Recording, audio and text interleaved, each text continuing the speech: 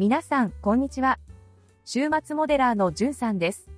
今回は青島12分の1ホンダモンキースペシャルパーツ竹川カスタムバージョン2のエンジン加工と取り付けの様子をお送りします。このキットの特徴の一つ、オイルキャッチタンクにチューブをつけてよりかっこよくしたいです。まずは仮組みの状態でチューブを当ててイメージを膨らませます。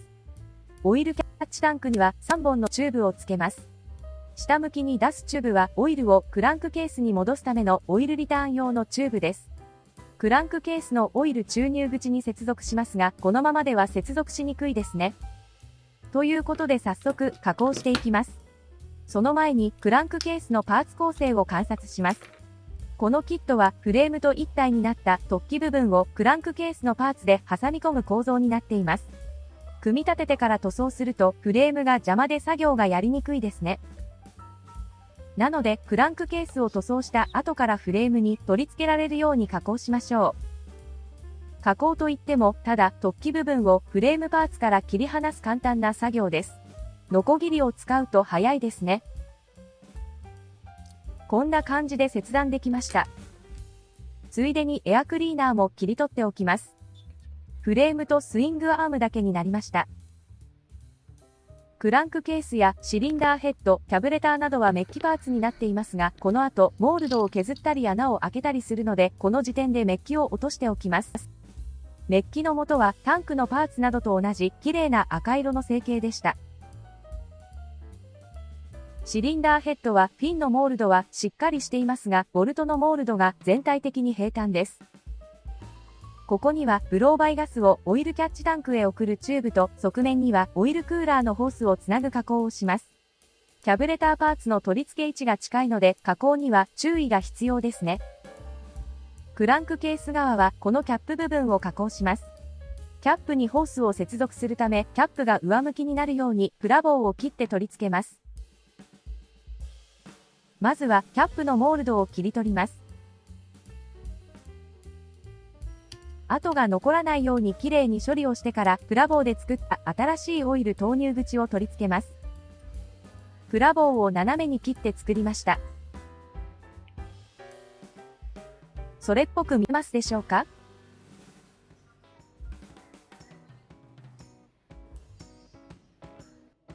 シリンダーヘッドはこの狭いところにキャブレターとブローバイガスホースをつなぎます。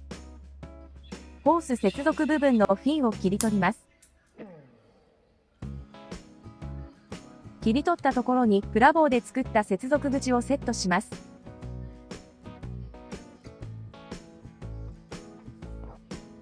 こんな感じです。ちょっとオーバーサイズに感じますが、これで良しとします。続いてシリンダーヘッドの側面にドリルで穴を開けます。こんな感じ。これはスパークプラグ用の穴ですね。針金を曲げて作った先端にゴムチューブをつなげてプラグコードを作ります。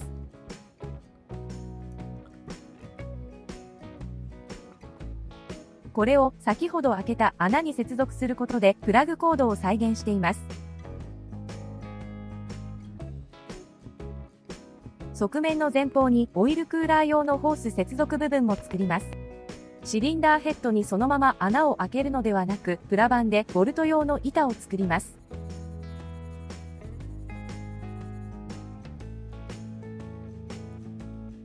あらかじめフィンを削っておいて、そこに板を貼り付けます。板の上からドリルで2箇所穴を開けます。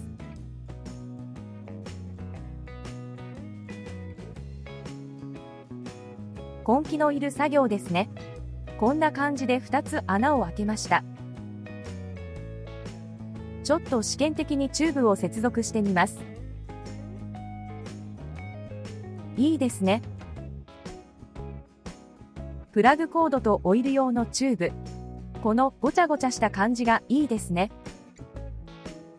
工作が終わったので塗装に入ります。クランクケース、シリンダーヘッド、オイルキャッチタンク、キャブレター、オイルクーラーをシルバーで塗装します。まず下地のグロスブラック塗装。もともとメッキされていたパーツなので、メッキ下地のコーティングが残っている部分はとても滑らかです。工作で削ったり、ヤスリをかけた部分はコーティングが落ちているので、グロスブラックでしっかり円を戻します。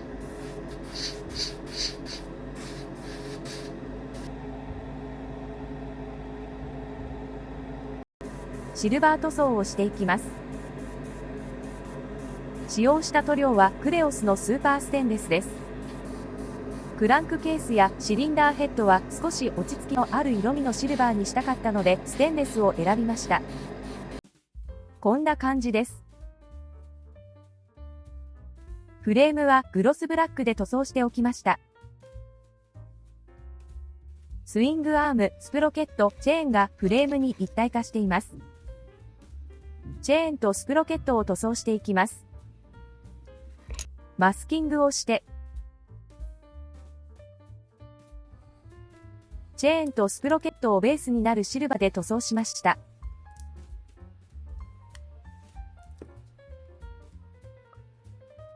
チェーンをエナメル塗料で塗り分けます。使用した色はガンメタル、クロームシルバー、ゴールドリーフです。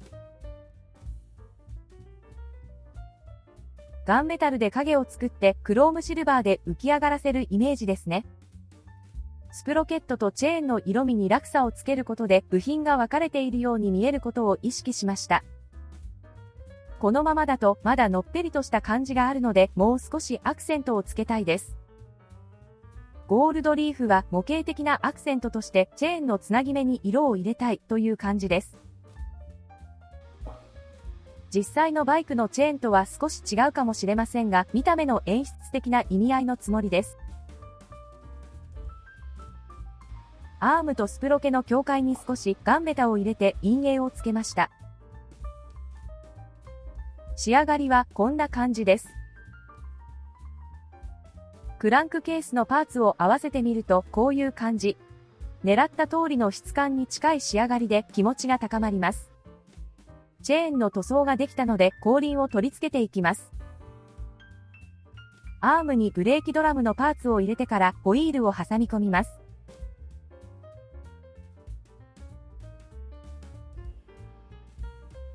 車体のサイズに対して大きなタイヤがコミカルで愛らしいですね。ロングセラーキットですので、タイヤパーツにはかなり大きなバリがあります。私はこのようにニッパーで切り取りました。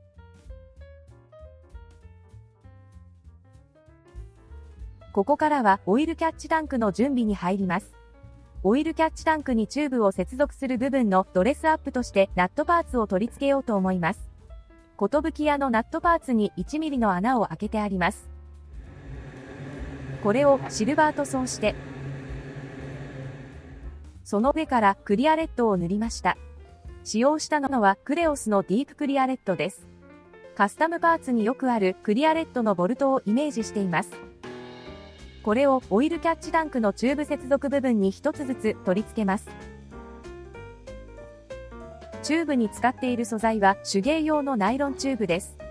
当初はメッシュパイプを使おうと考えていましたが、うまくいかなかったので方針を転換してナイロンチューブにしました。モンキーのカスタム車の写真をネットでいくつも見ていくうちに透明のホースを使っているケースが多いことが分かったので、ナイロンチューブに変更することを決めました。チューブの取り付けができたのでタンクをフレームに取り付けます。タンクの取り付け部分もラボを削ったり少し加工をしてあります。良い感じですね。オイルリターンのホースをクランクケースにつなぐとこんな感じです。シリンダーヘッドとキャブレター、エアクリーナパーツはもともとフレームパーツに一体化されていましたが切り離しておきました。キャブレターを少し横向きにしてエアクリーナをフレームから飛び出すようにするとかっこいいかなと思います。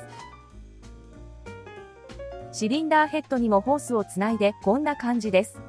良い感じになってきました。ということで今回の動画はここまでになります。制作自体は進んでいますが動画にまとめる作業ができていないのでこれから少しずつアップロードしていきます。次はタンクの塗装編ですかね。どうぞお楽しみに。それではまた次の動画でお会いしましょう。